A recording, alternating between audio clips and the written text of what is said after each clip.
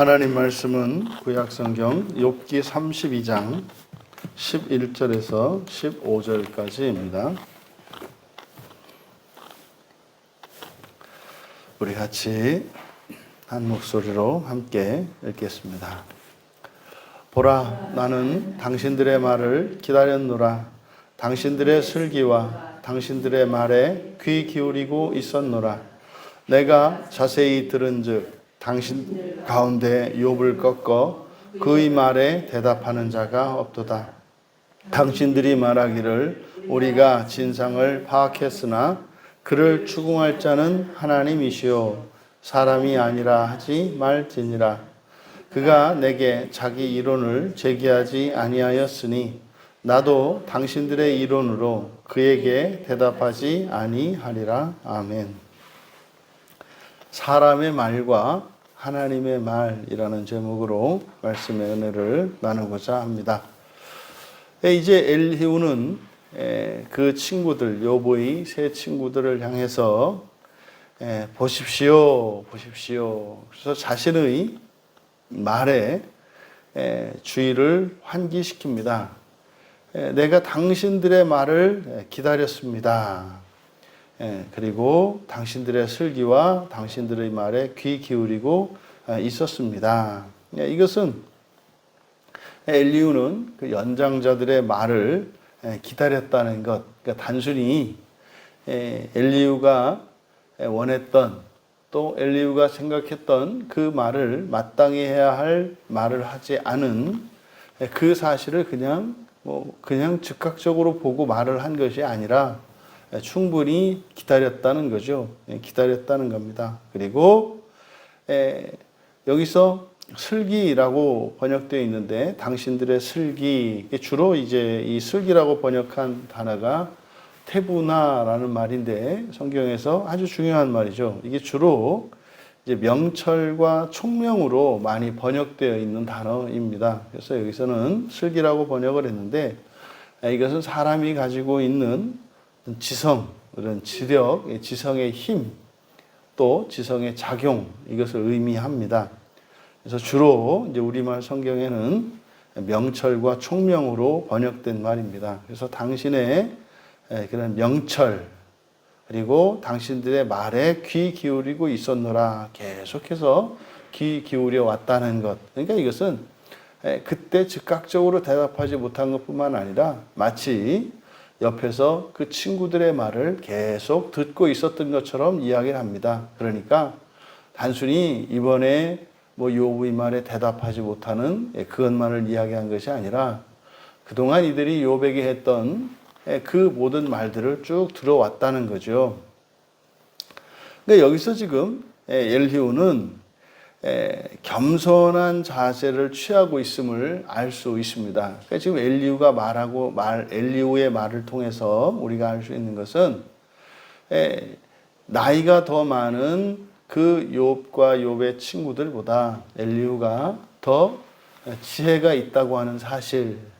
하지만 자신이 어린 나이이기 때문에 그 친구들에게 충분한 시간을 또 기회를 줬다는 거죠. 그래서 기다려왔다는 사실을 말합니다. 그래서 자신이 이제 말하겠노라고 이야기하고도 다시 한번 자신이 말하는 그것이 무례한 것이거나 교만한 것이 아니라는 거죠. 그러니까 마치 말하지 않으면 안 되는 그러한 상황이 되었기 때문에 자신이 말하는 것이다 라고 밝히고 있습니다. 그러니까 이것은 우리들이 말을 할 때 우리의 말의 무게와 지금 엘리후가 이야기하는 말의 무게를 비교해 볼 수 있겠습니다. 그러면 지금 본문에서 나타나는 그 욥의 친구들이 말한 것은 이제 감정의 언어였다고 말했단 말이죠. 그러니까 이 감정적으로 말하는 그것이 얼마나 가벼운 것이며 얼마나 무가치한 것인가 하는 것을 우리에게 교훈을 줍니다. 이어 12절에 내가 자세히 들은즉 당신들 가운데 욥을 꺾어 그의 말에 대답하는 자가 없도다. 여기서 꺾어 말한다, 꺾어서 대답한다, 굴복시킨다는 거죠. 그러니까 욥의 말에 그 허점, 논리적인 모순, 그리고 지혜 없음, 그것을 반박할 수 있는 사람이 없다는 거죠. 그래서 계속해서 자세히 듣고 들어왔는데 그에 마땅히 해야 할 말을 하는 사람이 없었다는 거죠. 그러니까 지금 엘리후가 말하고자 하는 말하고자 하는 목적은 뭡니까? 지금 욥의 잘못을 입증해 주어야 되는데 그것이 사실은 하나님이 사탄으로 하여금 욥을 시험하도록 허용하신 목적이잖아요.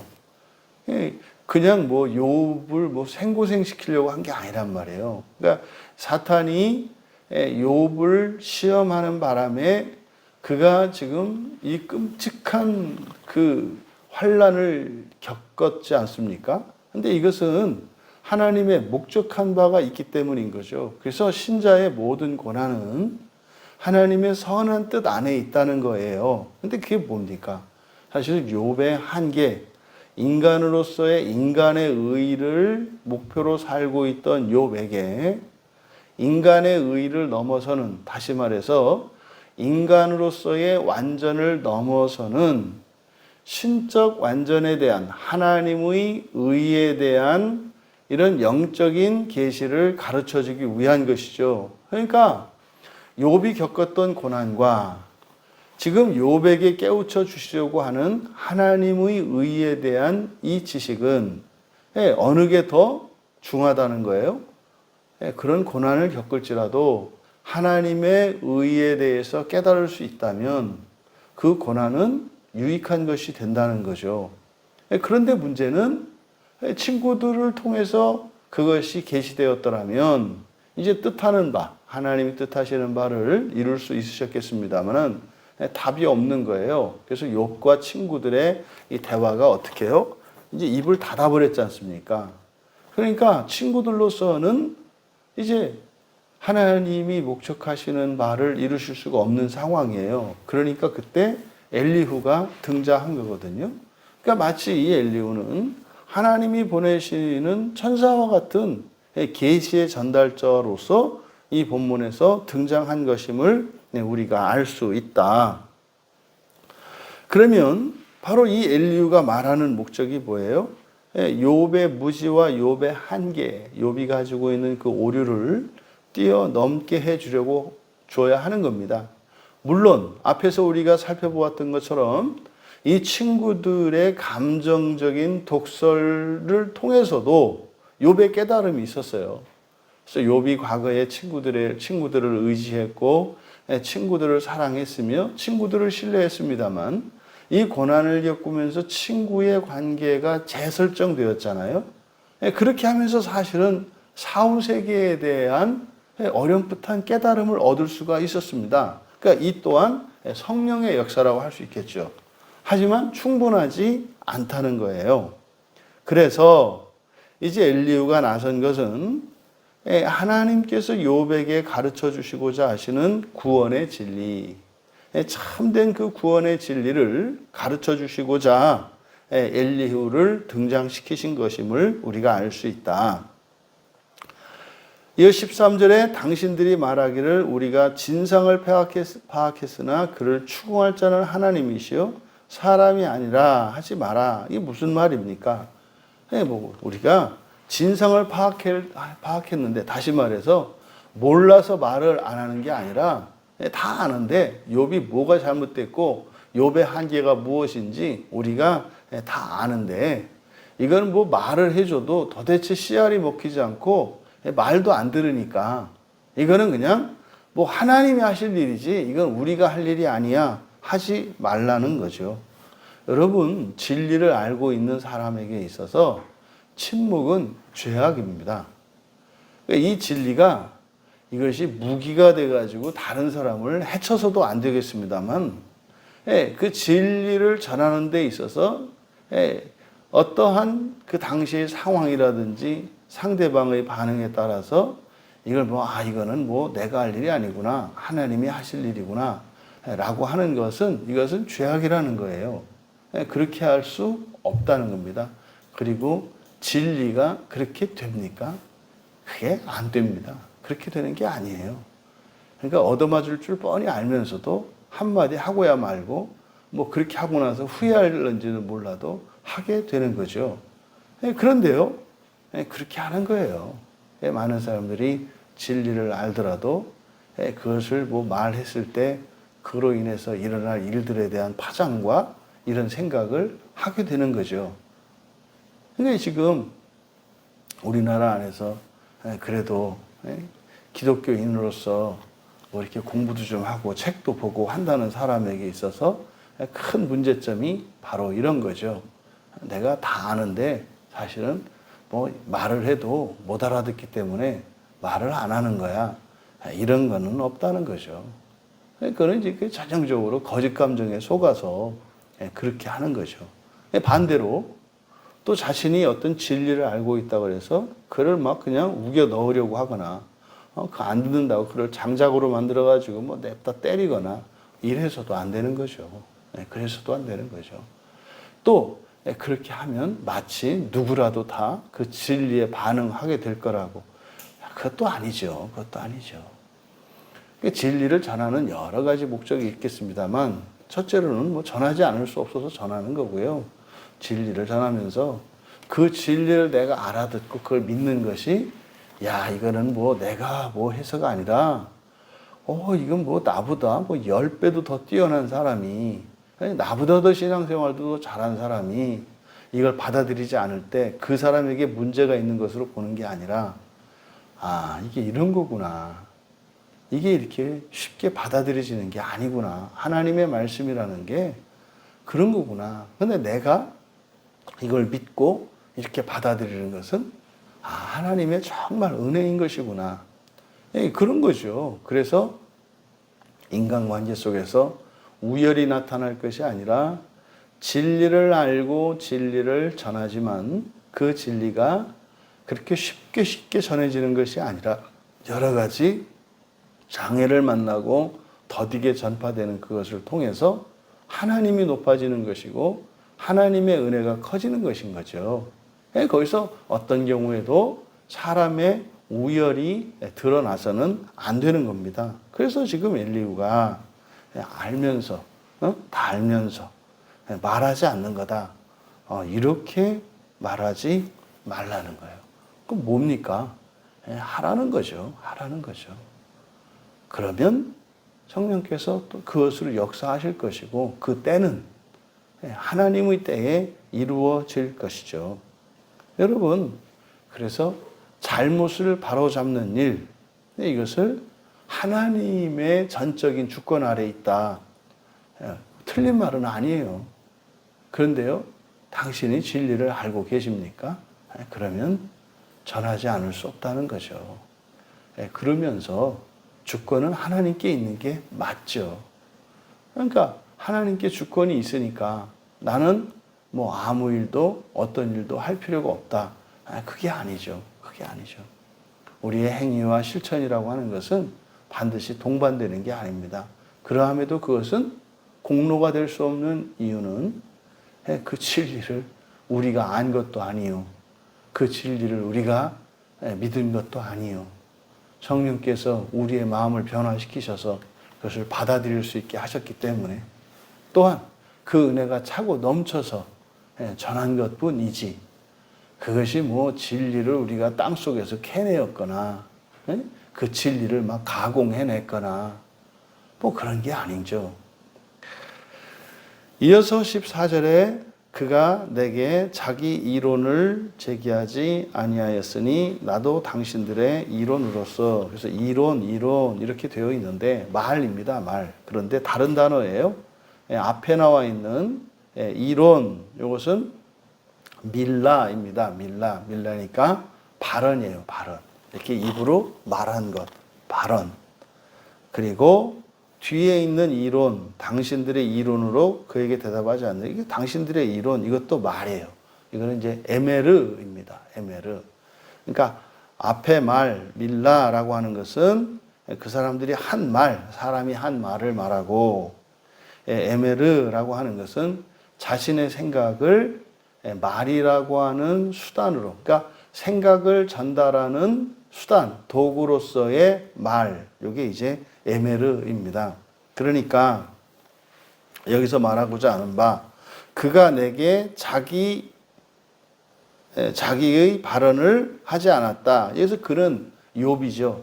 그러니까 욥이 나에게 말한 것은 아니다 이 말이에요. 그가 욥이 나에게 발언한 것은 아니다.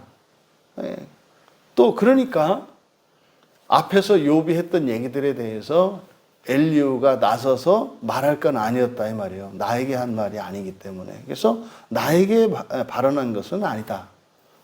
뒤에 나도 당신들의 말로 그에게 대답하지 않을 것이다. 그러니까 이게 뭡니까? 그러니까 그들이 했던 말이에요. 당신들의 말.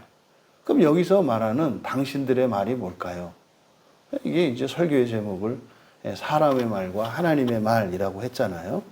그러니까 여기서 당신들의 말이라고 하는 것은 감정적인 말이고,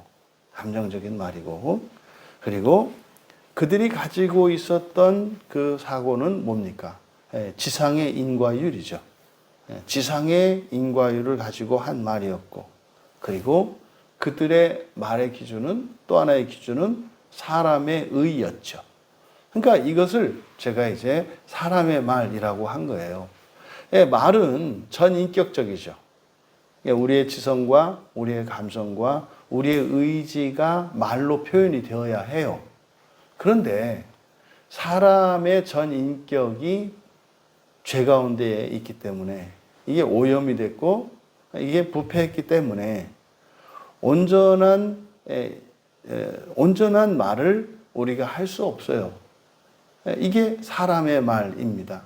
그러니까 사람의 말이라는 것 자체가 이게 모순과 오류 가운데 있어요. 그러니까 사람의 말은 사람이 자신의 감정과 자신의 판단과 자신의 뜻을 전하는 수단이거든요. 근데 사람의 말 자체가 완전하지가 않아요. 그래서 사람의 말은 항상 언제든지 오해가 있을 수 있고 오류가 있을 수 있습니다. 그것은 말을 전달하는 사람에게서 그런 일이 일어날 수도 있고, 또 그 사람의 말을 듣는 이에게서도 그런 일이 일어납니다. 둘이 한꺼번에 일어나면 뭐 금상첨화고, 말하는 사람도 자기 말을, 자기의 의사표시를 제대로 못하고, 거기다가 또 듣는 사람도 그거를 또 꺾어서 들으면, 이거는 정말로 이제 뭐 환장을 노릇이죠. 그러니까 뭐 말을 하는데 이거는, 그러면 어떻게 되겠어요? 감정만 고양이 되죠.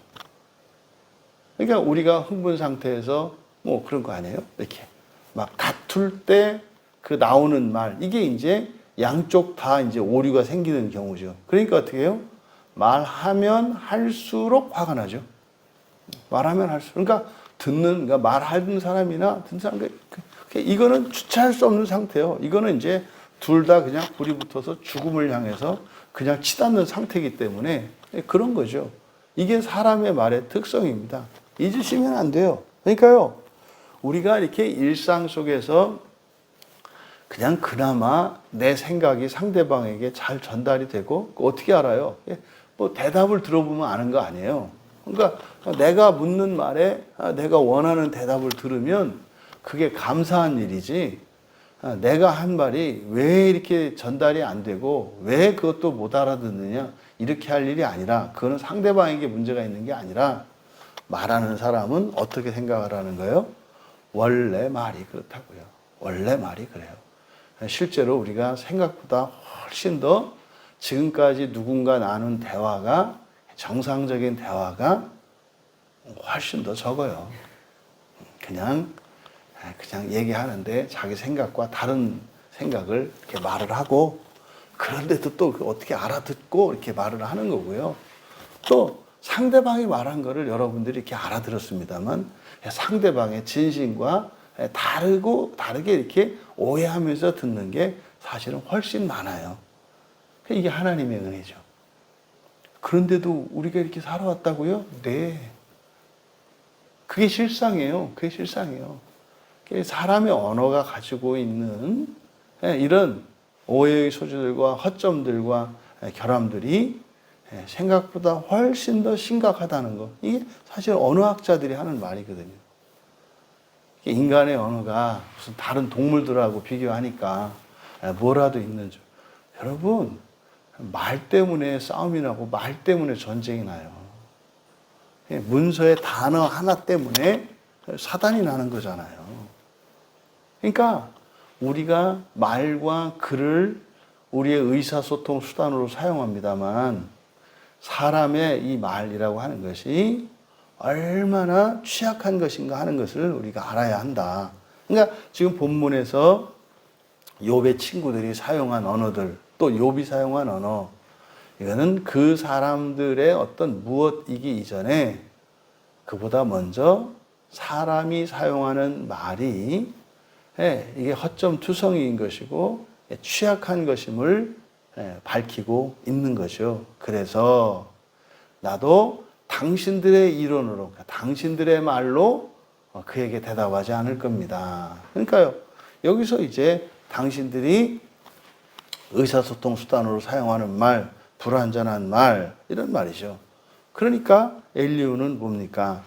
이런 감정적인 언어보다는 이성적이고 논리적이며 합리적인 말로, 그리고 사람의 의가 아닌 하나님의 의로, 또 지상의 인과율이 아니라 천상의 인과율로 해서 전인격적인 말로, 그러니까 어느 한쪽에 치우친 말이 아니라 전인격적인 말로.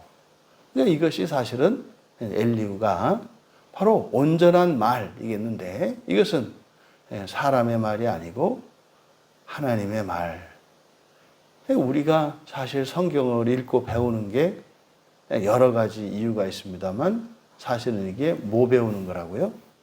하나님의 말을 배우는 거라고요. 성경은 하나님의 말을 배우는 거예요. 그러니까 말은 우리의 인격을 전달하고 전달받는 거잖아요. 그러니까 여러분들이 그리스도인들끼리는 말이 돼요. 왜요? 언어가 같기 때문에 그래요. 언어가 같기 때문에. 그런데요, 같은 그리스도인이라 하더라도 말이 안 돼요. 왜 그래요? 언어가 다르기 때문이에요. 그래서 오직 성경이라고 했을 때 책으로 이야기하지 않고 이것을 언어적인 이야기로 하면은 뭐예요? 오직 성경이라고 하는 것은 오직 성경만이 유일한 하나님의 언어라는 거예요. 그래서 성경만이 우리들이 서로 모든 사람이 막힘없이 소통할 수 있는 유일한 언어라는 거죠. 그러니까 마귀가 이 성경, 하나님의 언어인 이 성경을 혼잡하게 함으로써 한 신앙 안에 있는 그리스도의 한 몸 된 지체된 그리스도인들을 소통을 막게 하는 거죠. 사실은 이게 바벨탑에서 있었지 않습니까? 바벨탑에서 언어가 혼잡하게 됐잖아요.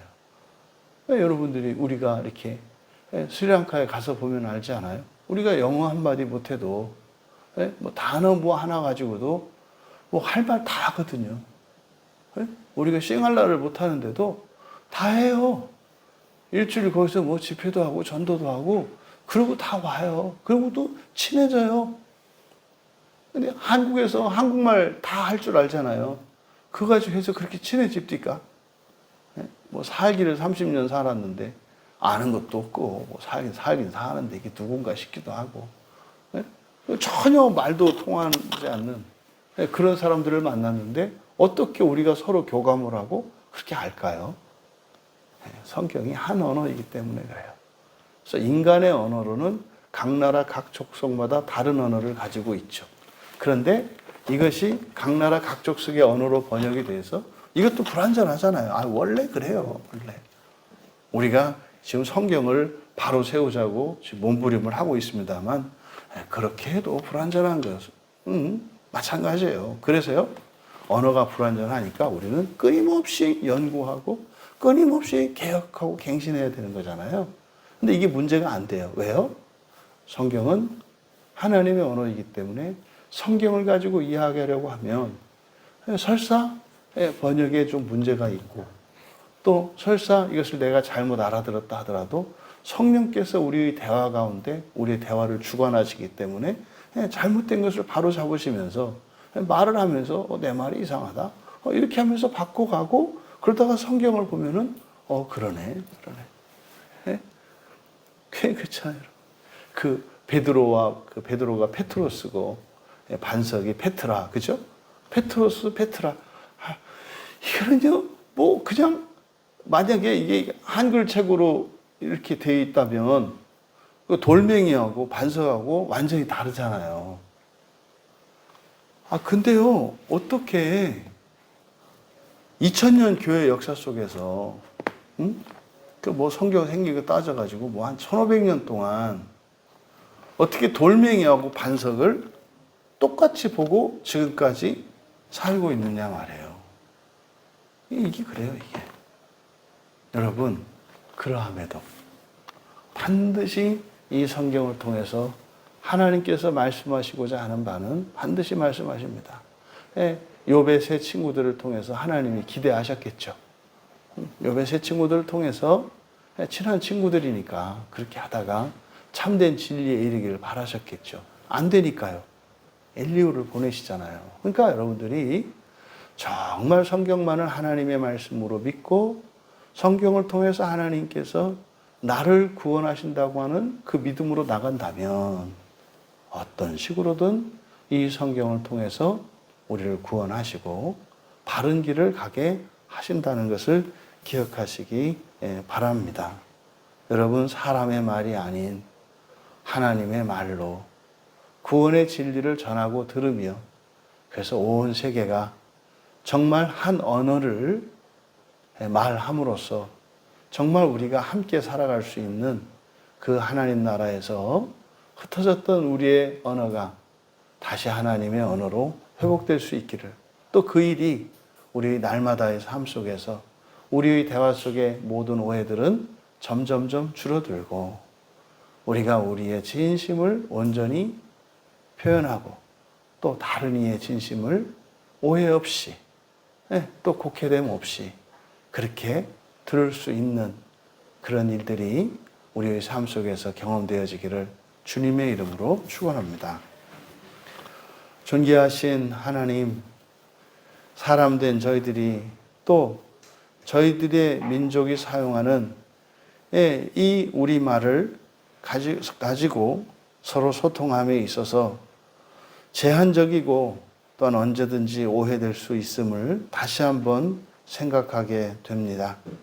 그러함에도 하나님의 말씀인 성경으로 사람의 말을 한다면 하나님의 말이 되어서 사람의 말의 한계를 뛰어넘고 또 그것을 온전케 하시는 성령의 역사가 약속되어 있음을 믿습니다. 하나님 나라를 목표로 살아가는 저희들의 일상 속에서 사람의 말이 하나님의 말로 바뀌어가는 그 일들이 인간관계 속에서 경험되게 하시고 그래서 그 나라의 소망이 더욱 저희에게 확신이 될 수 있도록 은혜를 내려 주시옵소서. 감사하며 예수님의 이름으로 기도하옵나이다.